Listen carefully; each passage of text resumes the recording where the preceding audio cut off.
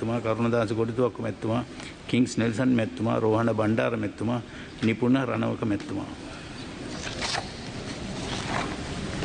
පාර්ලිමේන්තු මන්ත්‍රීවරයන් වන ගාමිණී ලොග්ගේ මහතා, ගරු මහින්දානන්ද අලුත්ගමගේ මහතා, ගරු රෝහිත අබේගුණවර්ධන මහතා, ගරු මිලාන් ජයතිලක මහතා, ගරු එම්.ඩබ්ලිව් සහන් ප්‍රදීප් විතාන මැතිතුමා, විදේශ රැකියා හා ශ්‍රමය පිළිබඳ ආංශික අධීක්ෂණ කාරක සභාවේ සමාජිකත්වය අත්හැර යාම හේතුවෙන් ඇති වූ පුරප්පාඩු සඳහා පාර්ලිමේන්තුවේ ස්ථාවර නියෝග 111, 13 සහ 133 හි විධිවිධාන ප්‍රකාරව 2023 දෙසැම්බර් 5 වන දින තේරීම් කාරක සභාව විසින් පාර්ලිමේන්තු මන්ත්‍රීවරුන් වන ගරු යූ.කේ. සුමිත් උඩුකුඹර මැතිතුමා, ගරු ආචාර්ය මේජර් ප්‍රදීප් උඳුගොඩ මැතිතුමා, ගරු කෝකිලා ගුණවර්ධන මැතිණිය, ගරු මායාදුන චින්ත කමල් මහතා, ගරු කරුණාත් ගුණතිලක රාජපක්ෂ මහතා එම කාරක සභාවේ සේවකයන් විසින් නම් කරන ලද බව දන්වනු කැමැත්තෙමි.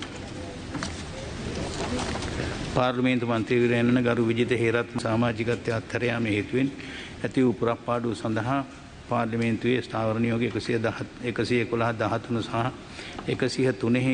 133 හි විධිවිධාන ප්‍රකාරව 2023 දෙසැම්බර් මාස 5 වන දින තේරීම් කාරක සභාව විසින් පාර්ලිමේන්තු මන්ත්‍රීවරයන් වන ගරු නීතිඥ මදුර විතානගේ මහතා, ගරු සෙයිඩ් අලි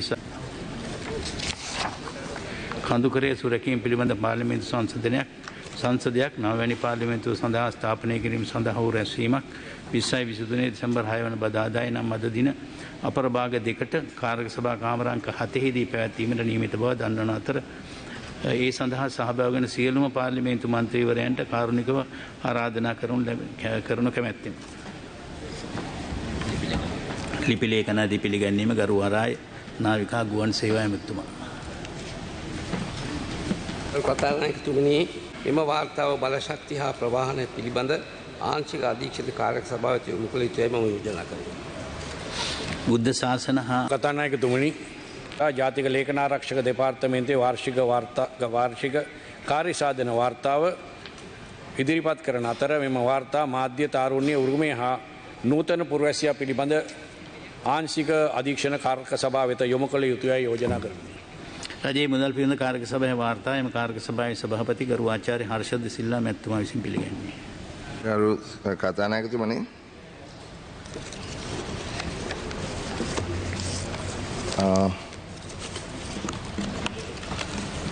හැටනම අංක 1 දරන ආනයන හා අපනයන පාලන පනතේ 20 වෙනි යටතේ ඇති රෙගුලාසි සම්බන්ධයෙන් ඒ වාර්තාව ඉදිරිපත් කරනවා. කාරණා දෙකක් කියන්න කැමති ගරු කතානායකතුමනි. එකක් තමයි මේ අලුතෙන් වැට් එක දාලා තියෙනවා අයිතමයන් බර ගානකට. ඉතාමත්ම සුළු ප්‍රමාණයක් තමයි වැට් එකෙන් නිදහස් වෙන්නේ. රජය කියන්නේ ඔවුන්ට බදු ආදායම අත්‍යවශ්‍යයි කියලා. නමුත් අපි දිගින් දිගටම පෙන්ලා දුන්න එක හරි. නමුත් බදු ගහනකොට බදු වල සාධාරණත්වයක් තියෙන්න ඕනේ කියලා. ඉතින් නැවත සලකා බලන්න කියලා. ඔවුන් කිව්වා මේ පනත විවාදයට ගන්නකොට ඔවුන්ට හැකියාවක් තියෙනවා නම් ඒ සංශෝධන ඉදිරිපත් කරන්නම් කියලා. මූලික වශයෙන් මේ ලදරු පෝෂණයට අවශ්‍ය දේවල්, උදාහරණයක් වශයෙන් මේ පෝෂ වගේ දේවල් වලටත් වැට් එක ගහලා තියෙනවා. දරුවන්ට ලොකු මන්ද පෝෂණයක් තියෙන බව අපි කවුරුත් දන්නවා. ඒ පෝෂදායී ආහාර වල වැට් එක ගහන එක අසාධාරණයි කියන බන්දෙන් මට මතකයි ඇමති හැටියටත් හිටියා. පොහොර වලට වැට් එක ගහන එක, මොකද දැන් ඩීසල් වලටත් වැට් එක ගහනවා. එතකොට මේ කෘෂි කර්මාන්තයේ දෙන පුද්ගලයන්ට පොහොර ටිකයි ඩීසල් ටිකයි රටින් ගේන්න වෙන කොහොමද? ඉතින් ඒ සම්බන්ධයෙන් නැවත සලකලා බලන්න කියලා කිව්වා. අනිත් එක වෛද්‍ය උපකරණ වලට ටැක්ස් එක ගහනවා. දැන් උන් කියන්නේ හරි රජේ රෝහල් වලට වෛද්‍ය උපකරණ ගේනකොට ඒ වගේ මුළු වියදමම රජය විසින් දරනවා. හොඳට දන්නවා. අද පෞද්ගලික අංශයට සල්ලි තියෙන මිනිස්සුයි සල්ලි නැතු මිනිස්සුයි ඔක්කොම යනවා. මොකද උපකරණ නැති නිසා ගොඩක් ඉස්පිරිතාලවල දැන් ටෙස්ට් කරෙන්නේ නැහැ. මම ඊයේ පත්තරේ අද පත්තරේ හැමදාම තියෙනවා ටෙස්ට් කරන්න බෑ.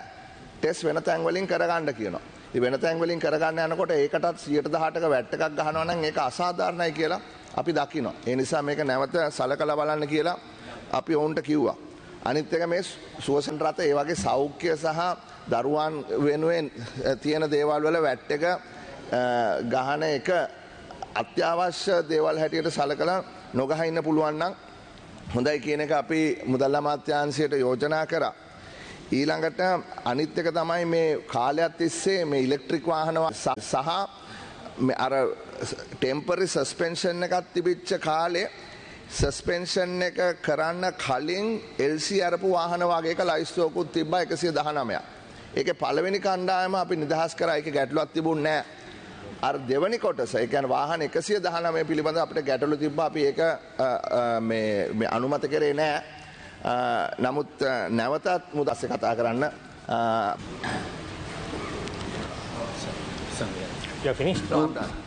ගරු කතානායකතුමනි, ඇත්ත වශයෙන්ම මේ වැට් බද්ද අපේ ජීවන විදිහට විශාල වශයෙන් බලපාන. ඔබතුමා බලන්නද ඩේලි මිරර් පත්තරේ FT එක මේ ඩොලර් අර්බුදයට විසඳුමේ බදු ගහන එක නෙවෙයි. අපනෑට දියුණු කරන්න කිසි පියවරක් ගන්න මේ රටේ ජනතාව තලා පෙළලා බදු ගහන එක තමයි මේ ආණ්ඩුව කරන්නේ. අපනෑට 115 අඩු වෙලා ඔබතුමා බලන්න. දැන් ඔබතුමා 11ට බැස්සාම ඩේලි මිරර් කරන් බලන්නකෝ. 115 අඩු වෙලා. දැන් ගිය අවුරුදු දෙකේ අපි හිතුවා මේ අපනෑට දියුණු කරන්න යම් කිසි ක්‍රියාමාර්ගයක් ගනී කියලා බැත්තුමා.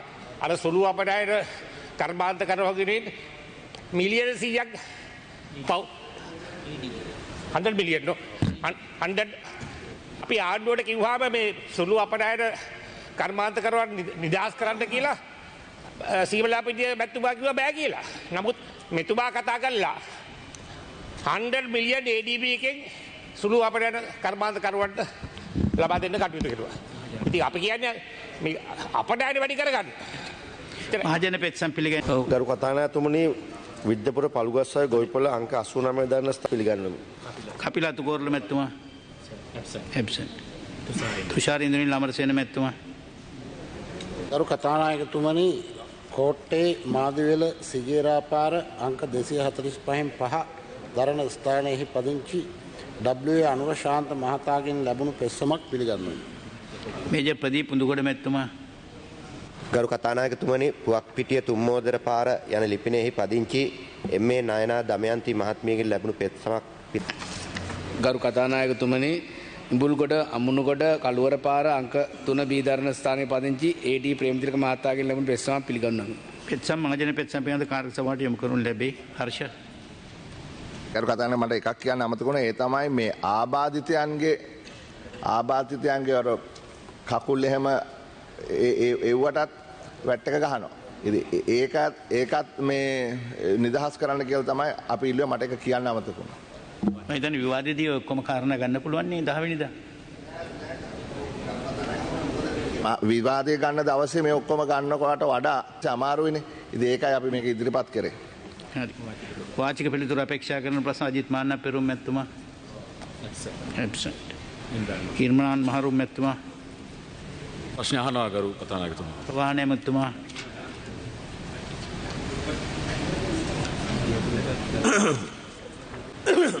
ඉම්රාන් මහරුෆ් මන්ත්‍රීතුමාගේ ප්‍රශ්නයට පිළිතුරු අයන්න එක ප්‍රධාන දුම්රිය ස්ථානීය ත්‍රිකුණාමලය, අනෙකුත් දුම්රිය ස්ථාන කන්තලේ, තඹලගමුව, චීනවරාය, උපදුම්රිය ස්ථාන අග්බෝපුර, මොල්ලිපතාන.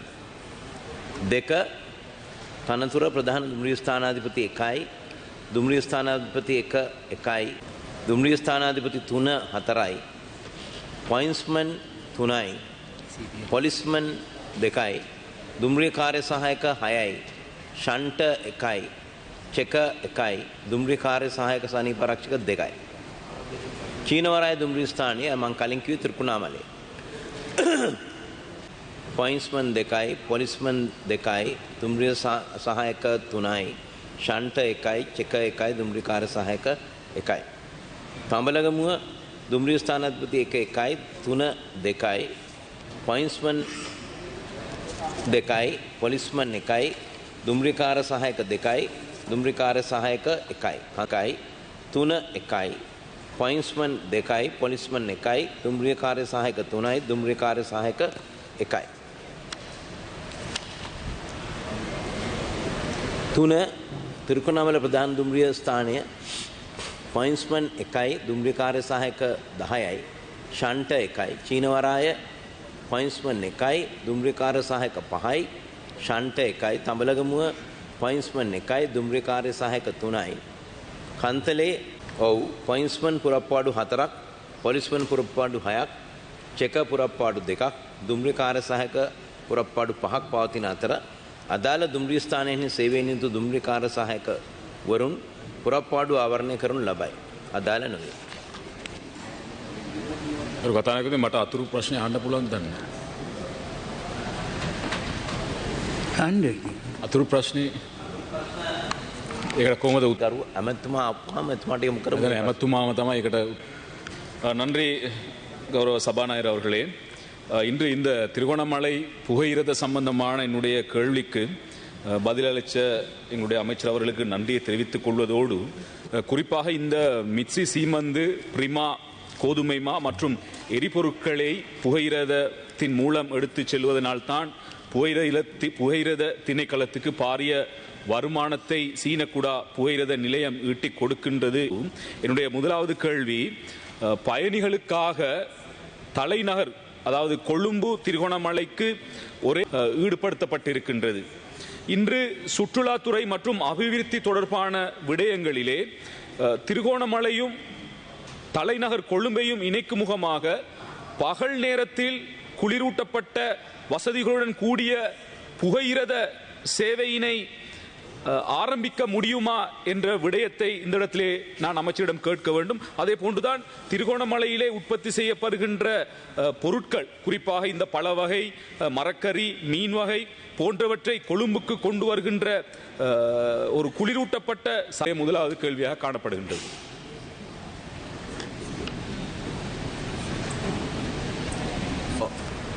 කරු ප්‍රවාහන ඇමතුමාට යොමු කළා. මම අද දිනේ හෝ හෙට දිනේදී එතුමා ඉන්න අවස්ථාවේදී පිළිතුරු ලබා දෙන්න මම සටහන් කරගත්ත ප්‍රශ්න දෙක. சபாநாயகர் அவர்களே, இந்த புகையிரத நிலையம் நகரத்தையும் விட்டு தூரத்தில் அமைந்திருக்கும் பிரதேசங்களுக்கு இலங்கை போக்குவரத்துக்கு சொந்தமான பஸ் வண்டி ஊடாக ஒரு இணைப்பு சேவையினை நடாத்துவதன் மூலம் மக்களை கவரச் செய்து திருகோணமலை மாவட்டத்திலே நடைமுறைப்படுத்துவதற்கு நடவடிக்கையை எடுக்க முடியுமா என்பதையும் ජොයින්ට් ඔපරේෂන් එකක් මම දෙකම සටහන් කරගත්ත ඇමතුමා ලව උත්තර දෙන්න. Honorable D. Veerasinghe absent. Madura Vithanage Honorable අහනවා ගරු කතානායකතුමනි. ගරු කතානායකතුමනි, මෙම දෙපාර්තමේන්තුවේ යම් අක්‍රමිකතාවයක්, අයථා පත්වීමක්, දූෂණ ක්‍රියාවක් හෝ නීති විරෝධී ක්‍රියාවක් සිදු වී නොමැත. A2 අදාළ නොවේ, A3 අදාළ නොවේ, A1 අදාළ නොවේ, A2 අදාළ නොවේ, A3 අදාළ නොවේ, A4 අදාළ නොවේ.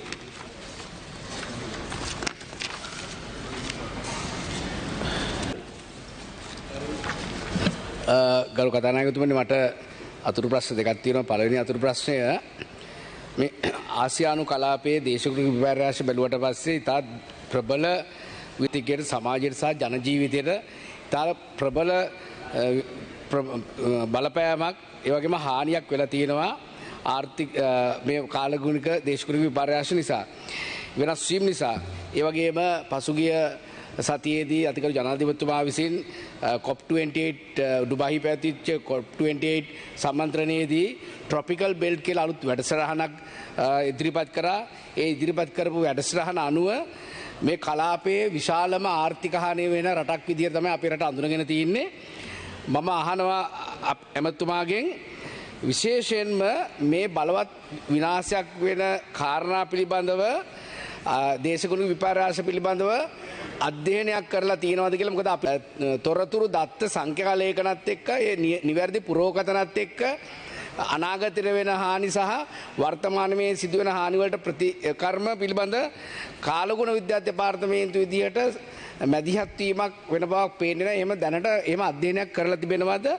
ඒ වගේම මේ පිළිබඳ කෙටු කාලීන, දිගු කාලීන වැඩසටහනක් සකස් කරලා තියෙනවද? එහෙමනම් ඒ තොරතුරු පාර්ලිමේන්තුවට කියලා මම දැනගන්න කැමතියි.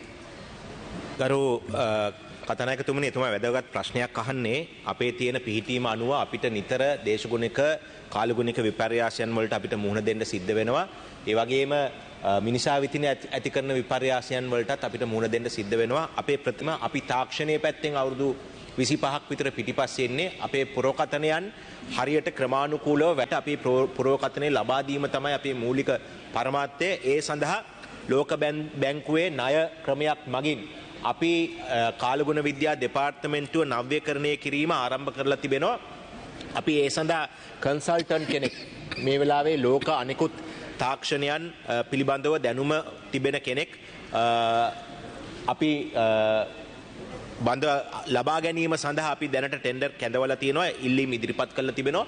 ඒ වගේම අපි බලාපොරොත්තු වෙනවා නව්‍යකරණය කිරීම සඳහා මොඩර්නයිස් කරන්න මේ කාලගුණ විද්‍යා දෙපාර්තමේන්තුව අවශ්‍ය මුදල් ප්‍රතිපාදන අපි අරගෙන තියෙනවා. හැබැයි ඒ වගේම ඔබතුමාගේ මේ මෝසම් සුල වැසි සමග අපේ රටට එනවා පරිසර දූෂණ වාර්තා අපි පහුගිය කාලේ දැක්කා. අපිට නිරීක්ෂණය වුණා ඊටාම නකෝනේ ඒකට තියෙන ලෝකල් සොලියුෂන් එකක් නෙවෙයි, ඒකට රීජනල් සොලියුෂන් එකක් අපිට හොයාගන්න සිද්ධ වෙනවා. අතිගරු ජනාධිපතිතුමත් මේ සම්බන්ධයෙන් එතුමාගේ අවධානය ඊටාව දැඩිව යොමු කරලා තිබෙන බව මම මේ වෙලාවේ මතක් කරනවා.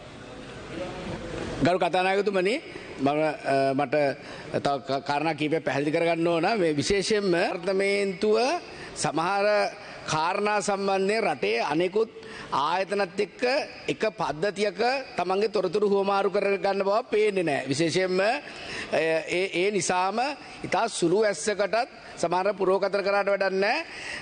සමහර වෙලාවට එක දවසක වර්ෂාපතනයෙන් වසරක ත්‍රස්තවාදයට වෙච්ච ලකුණු පළාතේ ගම් වතුර හොඳම උදාහරණය.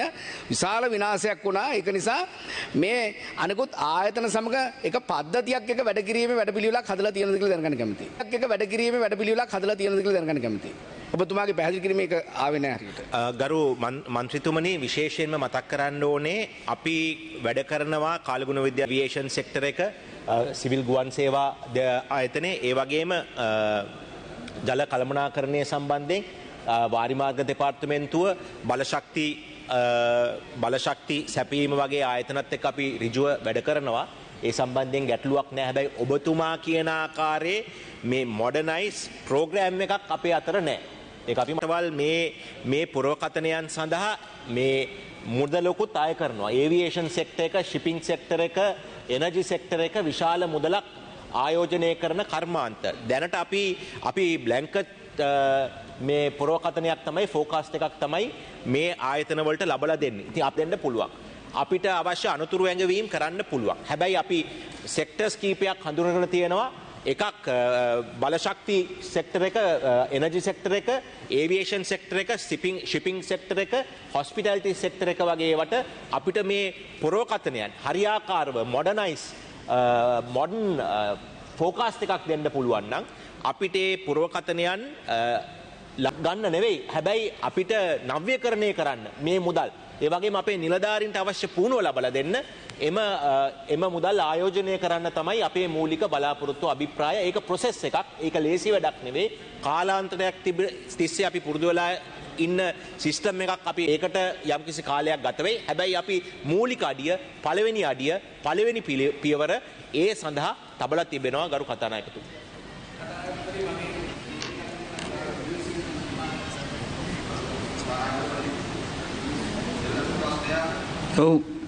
වෙන අතුරු ප්‍රශ්නය මම හිතන්නේ ඒ ප්‍රශ්නෙට ඉතාමත් සමීප උත්තරයක් ඔබතුමාගෙන් ලැබුණා. ඔබතුමා ඉතාම පැහැදිලි කිරීමක් කරා. විස්තර නම් කාලගුණ විද්‍යා දෙපාර්තමේන්තුව හෙට වහිනවා කිව්වොත් පායනවා කිව්වොත් වහිනවා. හැබැයි දැන් වර්තමානයේ ඉතාමත් හොඳ තත්ත්වයක් තියෙනවා පුරවකථනයන් සම්බන්ධව. ඒකට නිලධාරීන්ට සහ තාක්ෂණයට ස්තුතිය පුද කරනවා. ඔබතුමාගෙන් අහන්නේ, ඔබතුමා දන්නවා මේ ඉතාමත් වේගෙන් විපර්යාසයන් ගණනාවක් සිද්ධ වෙන කාල පරිච්ඡේදයක් COP28 සමුළුව තියෙන වෙලාවනවා. මේ කාලගුණ විපර්යාසයන් සම්බන්ධව ඉතාමත් හොඳ සාධනීය කාරණාවක් විශ්වවිද්‍යාල සහ ඒ කාරණා සම්බන්ධව ඔබතුමාගෙන් අහන්නේ, මීට කාලයකට කලින් කාලගුණ විද්‍යා යන්ත්‍ර සූත්‍ර වගේක් මේ කාලගුණ සම්බන්ධව තාක්ෂණික මෙවලම් වගේක්. නමුත් ඒ ගෙනාවට ඒකේ අනිකුත් උපාංගයන් ගෙනාව සහ වෙනත් කාරණා නිසා ඒක ස්ථාපිත කරන්න පුළුවන්කම ලැබුණේ නැහැ. ඒක නිසා ඒ අපරාධයක් බවට පත් වෙලා තිබුණා. ඒකේ වර්තමාන තත්ත්වය කොහොමද කියන එකත් ඔබතුමා සඳහන් කරපු ආකාරයට ගරු රාජ්‍ය ඇමතුමනේ කාලගුණ විද්‍යා දෙපාර්තමේන්තුව තනියෙන් මේ ප්‍රශ්නේ විසඳන්න බෑ. ඔබතුමාට බලන්න විද්‍යාත්මකව තාක්ෂණිකව ඒ ජාත්‍යන්තර දත්තත් එක්ක තොරතුරු ලබා දෙන්න. මේකදී වාරි මාර්ග දෙපාර්තමේන්තුව සහ පළාත් පාලන ආයතනය දිස්ත්‍රික්කයේ තියෙන අනිකුත් දිස්ත්‍රික්කම් කාර්යාලවල සියලුම රාජ්‍ය ආයතන එක්කාබද්ධව තමයි ඒක දැන් සිද්ධියක් වුණාම වෙන්නේ නැතුව අකණ්ඩව යන වැඩපිළිවෙලක් තියෙනවාද ප්‍රාදේශීය ලේකම් කාර්යාලය දිස්ත්‍රික්කේෂයන් වෙනදාට වඩා පත් වෙලා තියෙනවා මේ බෙන්ගාල බොක්කේ තියෙන කැළඹීම් සහ අනිකුත් කාරණා එක්ක. ඒක නිසා එහෙම අකණ්ඩව යන වැඩපිළිවෙලක් තියෙනවාද කියන කාරණාවත් ඔබතුමාගෙන් ගෞරවයෙන් ඉල්ලනවා. වාරි මාර්ග දෙපාර්තමේන්තුව සහ නිල්වලා ගඟ සම්බන්ධ කාරණාවක් තියෙන ගරු ඇමතුමනේ හැමදාම නිල්වලා ගඟේ ඉහත්තාවට පැය දෙකක් වහිනකොට ගරු කතානායකතුමා හොඳටම සාක්ෂියක් විදිහට දන්නවා. ඉහත්තාවට පැය දෙකක් වහිනකොට අද පවක් ගෙවන කණ්ඩායමක් ඉන්නවා අකුරස්සෙන් පල්ලෙහාම තියෙන ස්ථානයන් සම්බන්ධව තවත් අලුත් ස්ථාන කිහිපයක ජලමාර්ග උදාහරණයක් ගත්තා මොරවක පිටබැද්දර අකුරස්සේ තියෙනවා මොරවක පිටබැද්දීමත් ආකාරයට පල්ලෙහාට ගලා යන ක්‍රමවේදයක් නිර්මාණය කරලා තියෙනවද නැත්නම් ඒකට දේශපාලන අධිකාරිය නිලධාරීන් ඔබතුමාලාගේ අමාත්‍යාංශය ආරක්ෂාංශය ඒකාබද්ධ ප්‍රවේශකයේ අකණ්ඩව යන වැඩ පිළිවෙලක් තියෙනවද කියලා අහන්න කැමතියි. ගරු කතානායකතුමනි මෙතුමා වැදගත් ප්‍රශ්නයක් යොමු ගංවතුර තත්ත්වය වසර 4කට 5කට වතාවක් සිද්ධ වෙනවා. ඒ සඳහා එවැනි තත්ත්වයක් ඇති වුණාම අපි විශාල මූල්‍ය වශයෙන් ආයෝජනයක් ශ්‍රමය වශයෙන් ආයෝජනයක් කරන්න ඕනේ.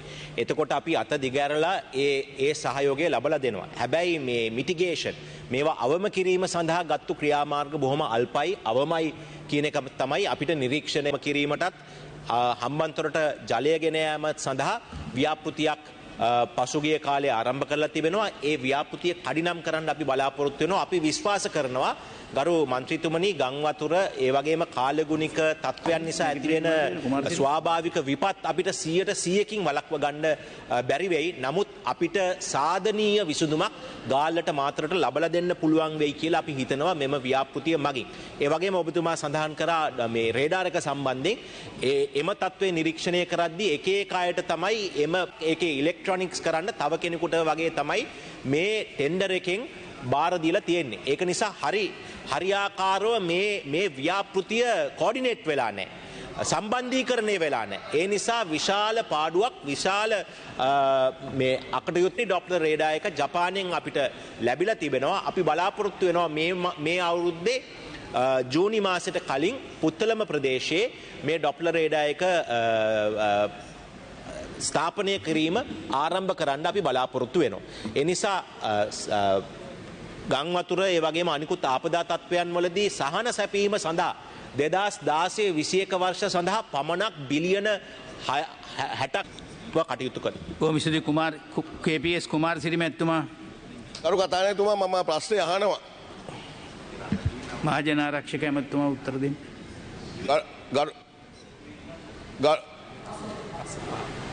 ප්‍රශ්න අංක 5 මාස දෙකක් කල්ලිලා. ගරු කතානායකතුමනි මේ ප්‍රශ්නේ මේ තුන්වෙනි වතාවට මේ ප්‍රශ්නේ කාලේ ගන්නේ. ඉතින් මම ඉල්ලීමක් කරනවා කරුණා කරලා මේ අපි බොහොම අමාරුයි මේ මාස 5කට ඉස්සෙල්ලා දාපු ප්‍රශ්නයක් ගරු කතානායකතුමා දෙවෙනි වතාවටත් දැන් මේ තුන්වෙනි වතාවට තමයි මේ ප්‍රශ්නේ. කතානායකතුමා ගිය සැරේ ඇමතුමා ගියා ප්‍රශ්නේ අහපු දවසේ ප්‍රශ්නේ උත්තර නොදී ගියා. ගිය පාරේ. දැන් මේ ඊට පස්සේ මේ අහන්නේ. කරු කතානායකතුමා මට අවසර දෙන්න මේ රාජ්‍ය ඇමතුමාගෙන් ඉන්න නිසා පොඩි ප්‍රශ්නයක් අහන්න මේ එතුමාගේ කැමැත්ත පරිදි. ගරු මේ ආරක්ෂක රාජ්‍ය ඇමතුමා සිවිල් ආරක්ෂක දෙපාර්තමේන්තුව ඔබතුමා දන්නවා මේ 30000ක් තුමාගෙන් අහනවා ඒක සත්‍යයක්ද කොපමණ මුදලක් දෙන්න බලාපොරොත්තු වෙනවද ඉවත් කරනවා නම්. හැබැයි ඔවුන්ගේ ඉල්ලීම තමයි වසර 30-40 සේවය කරපු සිවිල් ආරක්ෂක දෙපාර්තමේන්තුවේ නිලණක්. ගරු කතානායකතුමනි මේ සම්බන්ධයෙන් මම කරුණු පැහැදිලි කිරීමක් ඉෂ්ට සිද්ධ කරා.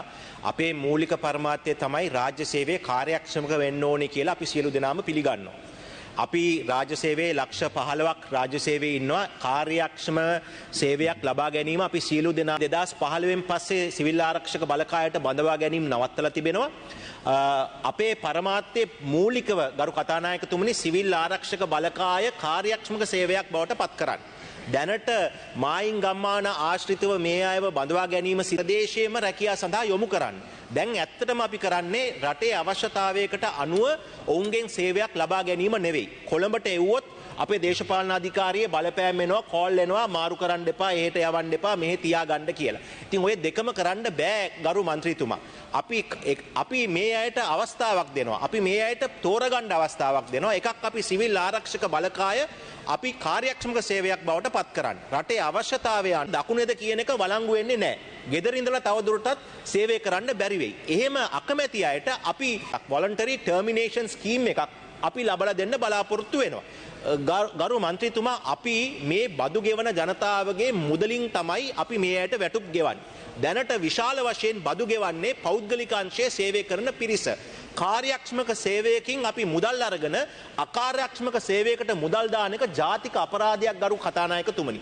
ඒකට අපි විරුද්ධයි. දෙන්න අපි මේ choice එක අපි මේ අවස්ථාව සිවිල් ආරක්ෂක බලකායේ පිරිසට දෙනවා. එක්කෝ අපි මේ රටේ අවශ්‍යතාවය අනුව සේවය කරන්නේ එහෙම නැන්දේ තාම තියෙන්නේ මේ සාකච්ඡා මට්ටමේ ගරු කතානායකතුමනි. ඔව් අවසරයක් ඇතුව මට සිවිල් ආරක්ෂක ශේෂ්ත්‍රය ගැන වචනයක් කියවට කමක් නැද්ද? ඇමතුමා කැමති නම් අහන්න. සිවිල් ආරක්ෂක ශේෂ්ත්‍රයේ නිලධාරීන් ඉන්නවා කියලා අපි නාස්ති කරන්න හොඳ නැහැ කියන කතාවක් මට ඇහුණා. ඇත්ත වශයෙන්ම ගරු කතානායකතුමනි යුද්ධය ජයග්‍රහණය කරන්නට මායිම් ගම්මාන ආරක්ෂා කරන්නට මම හිතන්නේ ඒ කාලේ හිටිය සේවාවක් ඉෂ්ට කරා.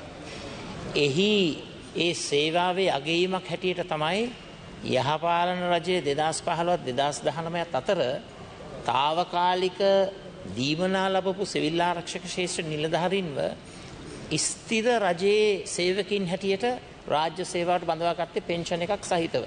ඉතින් ඛේදවාචකයේ ගරු කතානායකතුමනි මේ සිවිල් ආරක්ෂක ශේෂ්ත්‍රයේ නිලධාරීන් එක ඒ කියන්නේ ස්වේච්ඡාවෙන් විශ්‍රාම යන්නේ කියලා එක්කෙනෙකුට ලක්ෂ 30ක් දීලා. ඉතින් මං අහන්නේ කලියේ මායිම් ගම්මාන ටික ආරක්ෂා කරමින් ත්‍රිවිධ හමුදාවට පොලිසියට ආරක්ෂක අංශවලට ඒ උතුරු නැගෙනහිර කොටි ත්‍රස්තවාදීන් පරාජය කිරීමේ ඒ ගමනට මායිම් ගම්මාන ආරක්ෂා කරලා ඒ ශක්තිය ලබා දුන්නු සිවිල් ආරක්ෂක ශේෂ්ත්‍රී නිලධාරීන්ගේ වර්තමාන තක්සේරුව එක්කෙනෙකුට ලක්ෂ 30ද? මේක යුද්ධ දිනපු එකේ ඒ කාරණාවේදී ඔවුන් දක්වපු සේවය පිළිබඳව තර්කයක් නැහැ. අපි ඒක පිළිගන්නවා. ඒක වෙනයි මේක වෙනයි.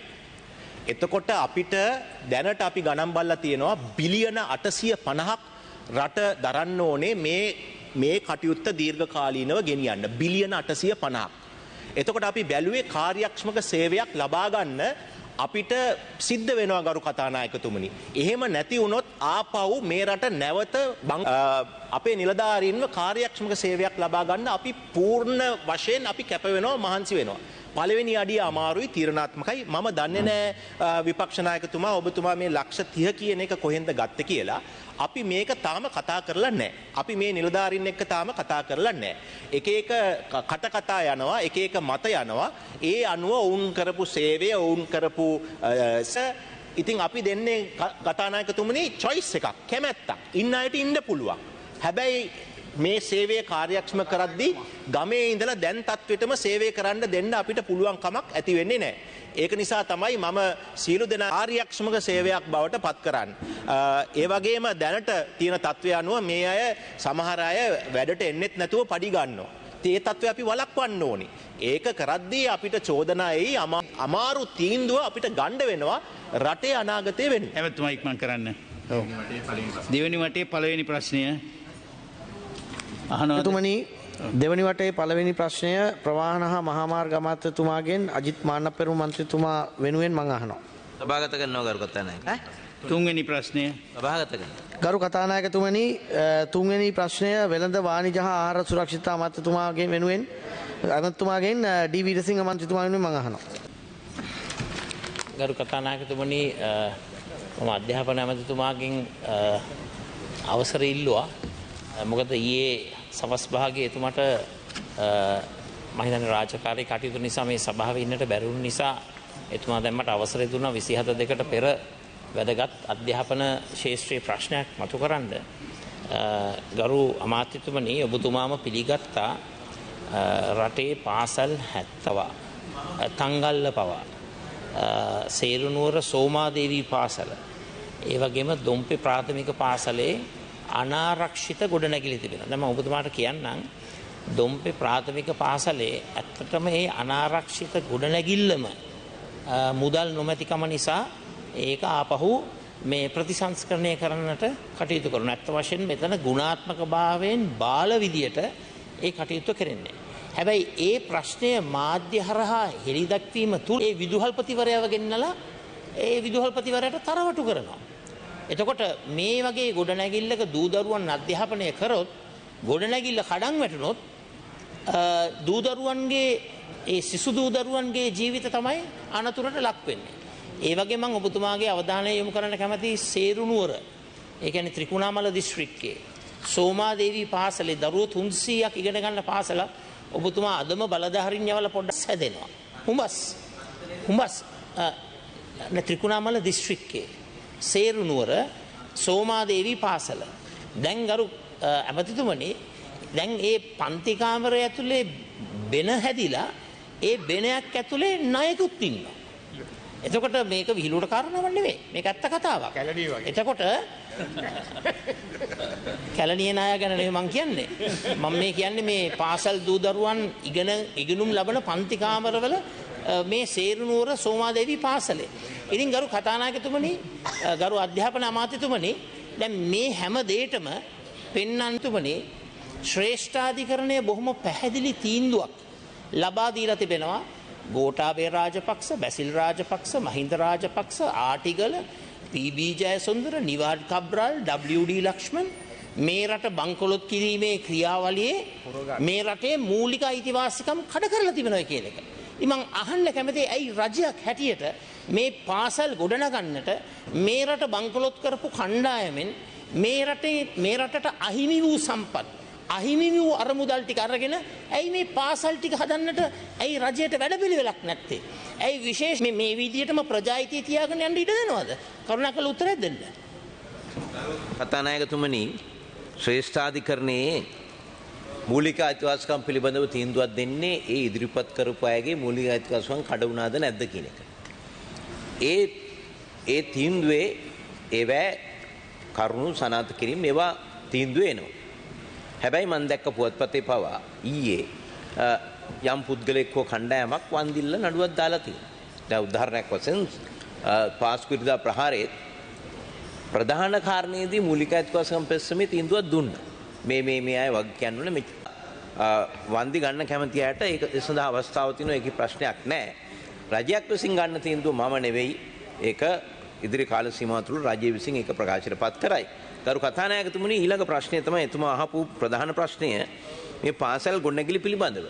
දැන් මම මීට මාසයකට කලින් ඔය තර්සන් විද්‍යාලය ගැනයි තංගල්ල බාලිකා විද්‍යාලය ඔබතුමාගේ දිස්ත්‍රික්කයේ ඉබ්බාගමුව සෙන්ට්‍රල් එකම ඔක්කොම ලයිස්තු කිව්වා. මම ඊයේ වෙනකොට පාසල් ගොඩනැගිලි 74ක රුපියල් මිලියන 10,000ක ඇස්ටිමේට්තු සියල්ල ඩීටේල්ස් මම අරන් තියෙනවා. දැන් ඒකේ මේ ලබන අවුරුද්දේ පළාත් 9න්ම ඇස්ටිමේට්තු කැඳවලා තිනවා මේ ලබන 15 වෙනිදාට පෙර. සමහරට ඒක තව සුමානක් පරක් වෙන්න පුළුවන්. මේ සියල්ලම එකතු කළොත් මගේ දල ඇස්ටිමේට්තු මම හිතනවා රුපියල් මිලියන 30000කට වැඩි වෙනවා. එතකොට රුපියල් මිලියන 30000ක් කියන එක මේ අයවැය තුල මේ ගණනය වෙලා නැහැ. මම දන්නේ පළාත් මට්ටමේ තියෙන පහට බිලියන 280න් ප්‍රාග්ධන කොච්චර යෙදුනද කියන එක ඒකත් මම එවන්නයි කිව්වා. ඊතුරු ෂෝට් ෆෝල් එක මම බලාපොරොත්තු වෙනවා අපි ලබන අවුරුදු තුල කඩිනම් ප්‍රතිසංස්කරණයට යන විශේෂයෙන් මේ අබලන් ගොඩනැගිලි ටික. අපි දැනට උපදෙස් දීලා තියෙනවා අබලන් ගොඩනැගිලි වල දරුවෝ තියන්න එපයි කියලා. මොකද යම් හානියක් වෙන්න පුළුවන් නිසා. ඉතින් ඒ දැනට ඒ කටයුතු ටික කරගෙන යනවා. මම ඔබතුමාට කියන්නේ මම ওই හැම එකටම යම් කිසි විකල්ප වැඩපිළිවෙලකට මම ගිහිල්ලා තියෙනවා. තෑසිරි මහත්තයා ප්‍රශ්නයක් නෙවෙයිනේ, මැතිතුමාගේ ප්‍රශ්නයක් නෙවෙයිනේ මේක.